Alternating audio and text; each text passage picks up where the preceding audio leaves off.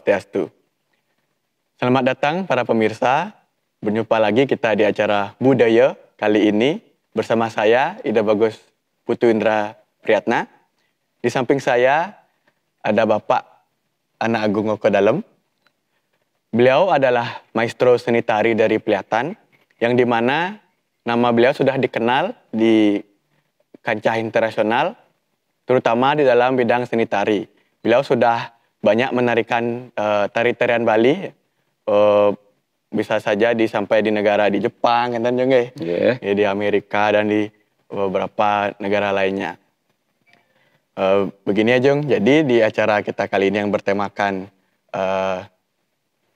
rejang khas Peliatan, kan.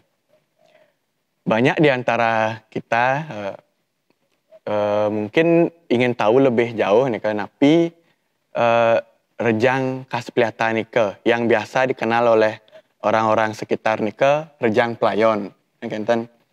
Sebelum nikah Jung, mungkin ada baiknya kita mulai dari dasar. Napi nika tari rejang Jung. Untuk waktunya Jung, silakan. Om Swastiastu, suksema atas kepercayaannya. Selamat jumpa di Balerung Mandara Sri Nirtia Waditra Peliatan. Titiang Anak Agung Gede Oko Dalem dipercaya menjadi narasumber untuk membahas masalah rejang Pelayon Peliatan. Untuk itu mungkin akan dimulai dari sejarah singkat tentang tari rejang. Apa itu tari rejang? Sebenarnya tari rejang adalah sebuah tari persembahan untuk menyambut para dewa-dewa untuk datang ke dunia untuk memberikan kesejahteraan, kemakmuran bagi umatnya. Nah, itu adalah merupakan kenapa ada tari rejang. Nah, itu adalah merupakan tari persembahan untuk para dewa-dewa di dalam masyarakat Bali melakukan upacara adat istiadat. Seperti itulah awal mulanya adanya tari rejang. Itu dimulai dari zaman Bali kuno sudah ada dimulai. Nah, biasanya itu sudah berkembang di daerah Bali Timur, seperti daerah Karangasem, di daerah Bangli, di daerah Tapasiring. Nah, di sana lebih awal berkembangnya. Seperti itu.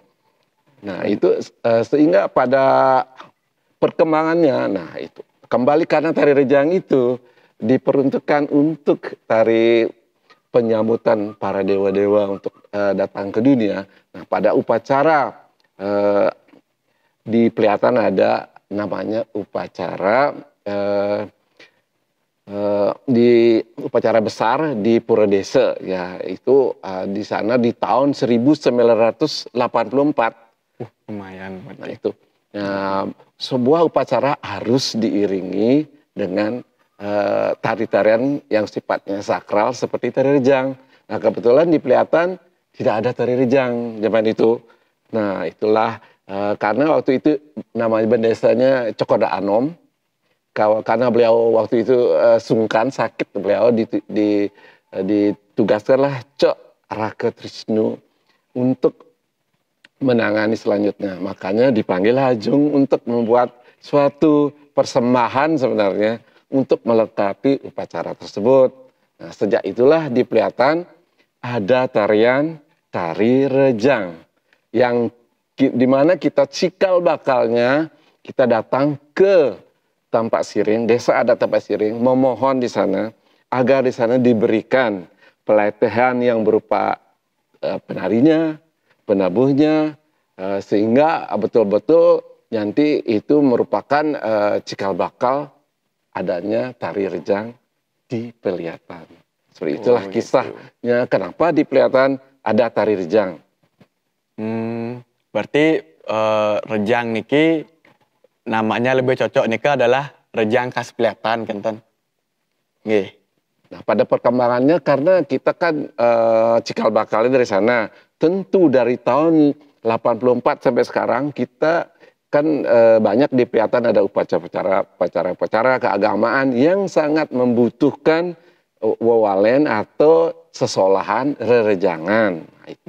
Itu secara berkelanjutan sampai sekarang terjadilah regenerasi yang secara berturut sehingga merupakan gerakan-gerakan disesuaikan dengan pakem-pakem yang ada di Peliatan dengan tidak merubah maksud dan tujuan daripada pakem yang sudah didapat dari cikal bakal dari tempat siring, sehingga berkembanglah sejadinya seolah-olah rejang khas Peliatan, seperti itu perkembangannya. Oh. Terus dengan rejang pelayon bagaimana, Jeng? Nah, sedangkan waktu kita mendapatkan ilmu dari tempat siring itu ada 3 sebenarnya dasar rejang diajarkan. 1 rejang renteng, 2 rejang legong, 2 rejang pelayon. Itu digabung menjadi 1. Nah, sedangkan kalau di tempat siring, kalau orang di sana ngaturan ayah, rejang renteng ya rejang renteng ditarikan. Habis itu rejang pelayon ditarikan. Rejang legong legong. Tapi di sini kita gabung menjadi 1 untayan. Dalam suatu persembahan rejang, setiap kita ngayah terdiri dari rejang renteng, rejang legong, legong pelayon. Tuh. Itulah rejang yang khas di Peliatan sekarang. Gitu. Menurut Ajeng sendiri, eksistensi rejang ini apa ada terkena apa ya namanya, efek dari komodifikasi, Jeng? Seperti apa ya, wewalian gitu. Jadi mungkin karena maraknya mungkin dia tidak seperti dulu ganten sakralnya, ada Jeng kira-kira begitu. Nah, sebenarnya tari sakral, tari untuk persembahan untuk dewa-dewa itu tidak boleh terlalu banyak dimodifikasi atau dirubah lah seperti itu. Kita tidak bisa merubah pakem-pakem yang sudah ada. Jadinya kalau kita terlalu merubah menjadilah sebuah tarian seperti tari tontonan, tari untuk bali-balihan gitu kesannya. Diusahakan ini kan sifatnya persembahan yang ikhlas, tulus ikhlas kepada Sang Pencipta. Nah, makanya baik sesolahan, tata gerakannya yang sangat sederhana, tata busananya yang sangat sederhana, itulah cermin suatu ketulusan. Tidak diharuskan suatu kemeriahan, suatu pementasan. Ini kan bukan pementasan. Ini adalah suatu persembahan yang tulus dari umatnya, dari hambanya untuk Sang Pencipta. Begitu. Oh iya. Lalu bagaimana Jeng proses pembuatan, maksudnya gimana ya eksistensinya niki di Peliatan nih proses pembuatannya bisa Jeng ceritakan? Nah, tentunya setelah Tiang sendiri dapat tugas mandat untuk melengkapi sesolahan mengisi upacara tersebut, makanya datanglah berguru namanya. Harus kita kalau orang Bali itu sesolahan itu harus meguru namanya. Itu yang paling penting dalam kita seorang Bali itu apapun harus meguru. Apalagi sesolahan untuk acara yang sakral. Karena kita harus tahu witnya itu apa. Apa sih maksud itu tari rejang tersebut. Sebelum kita memberikan atau mengajarkan sesuatu kepada generasi selanjutnya, kita harus sendiri memahami apa itu yang kita pelajari. Makanya kita harus meguru dulu. Witnya gimana, maksudnya apa, tarian itu apa. Supaya tidak salah interpretasi ke depannya. Untuk para generasi penerus, apa sih sebenarnya itu tari rejang? Supaya tidak disalahgunakan, mungkin nanti ditarikan untuk turis-turis, wisatawan. Nah, banyak orang jalan mungkin tariannya dirubah, gerakannya terlalu vulgar, mungkin kostumnya terlalu mewah sekali, mungkin. Nah, itu mungkin terlalu jauh menyimpang daripada maksud dan tujuan dari persembahan tersebut. Nah, itu makanya perlu proses itu setelah kita mendatangi guru, pertama harus tahu apa itu tari rejang, apa maksudnya, ya tari persembahan, bagaimana gerakannya, kok sederhana sekali, itu maksudnya karena gerakan sederhana hanya melangkah ke depan dengan ayunan seperti ayunan pepohonan, seperti kita konsentrasi kepada Sang Pencipta aja, kita mengayun. Nah, itu sangat simpel gerakannya, tidak banyak ada serodetan, kekenyaman lah gitu. Karena kita ini persembahan untuk yang di atas, bukan untuk penonton. Bukan kita menarik penonton yang datang, aduh penarinya cantik, aduh penarinya, bukan begitu maksudnya. Ini berbeda, ketulusan, nah itulah. Memaknai gamelannya, iringan gamelan gitu yang mendayu, yang halus, kita harus ikuti bagaimana alunan gamelan itu sesuai dengan gerakan yang mengalun supaya beliau itu betul-betul senang menikmati apa yang kita persembahkan kepada beliau. Seperti itu sebenarnya. Sangat sederhana sebenarnya. Baik. Berarti prosesnya berapa lama? Jong ada kira-kira sampai bulanan nih, Nah, Jong? kalau proses belajarnya tentu, karena di sini kan di Peliatan terkenal dengan tari legong, ya tari kreasi lah, gitu, tari kekebiaran. Nah itu Ajeng sendiri juga bisa menari seperti itu. Tetapi kita belajar dengan tari yang sifatnya tari wali, tari yang kita belum pernah kita sentuh. Gimana sih dasar-dasar gerakannya? Memerlukan waktu yang cukup tidak lama tetapi cukup susah karena pakemnya sangat berbeda. Karena kita kalau menari ada yang tapak ngandang, ini kaki ada tapak ngandang. Kalau dengan rejang harus tapak sejajar, tidak boleh sedikit pun tidak boleh ngandang, harus sejajar.